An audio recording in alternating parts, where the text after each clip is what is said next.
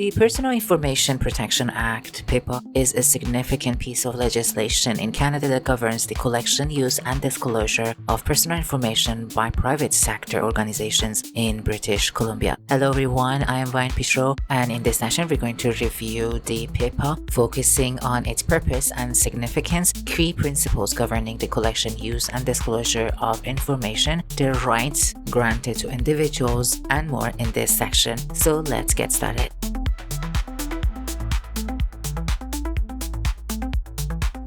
Here first we will discuss the Personal Information Protection Act, known commonly as PIPA, which has been in force since January 2004. This legislation is crucial as it applies to private sector organizations in British Columbia, encompassing a wide range of entities including businesses, unions, political parties, and not-for-profit organizations.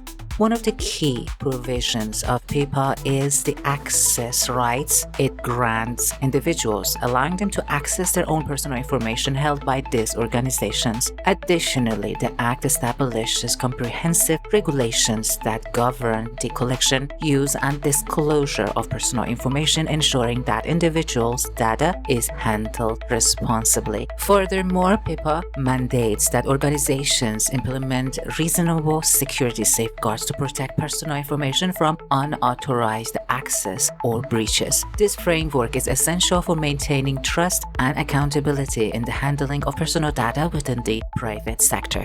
Here, it's good to remember that one of the fundamental rights established by PIPA is the right of individuals to access their own personal information. This means that if you are a resident of British Columbia, you have the right to request and obtain information that an organization holds about you. This provision empowers individuals by allowing them to verify the accuracy of their data and understand how it is being used. So, in short, PIPA sets clear regulations regarding the collection, use, and disclosure of personal information. Organizations must adhere to the following principles: collection, use, and disclosure.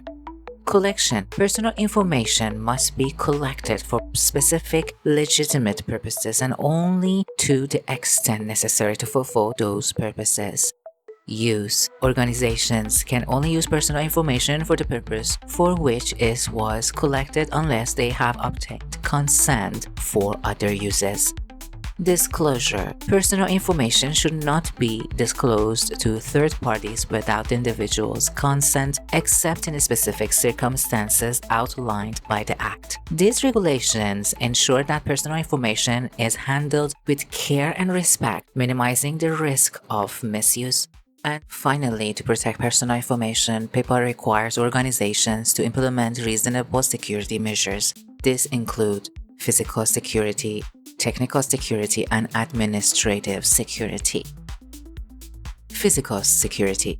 This means protecting physical records and data storage locations. Technical security. Utilizing encryption and secure access control for digital information. Administrative security, establishing policies and training staff on the importance of data protection. By managing these security safeguards, PIPA helps to prevent unauthorized access, loss, or theft of personal information.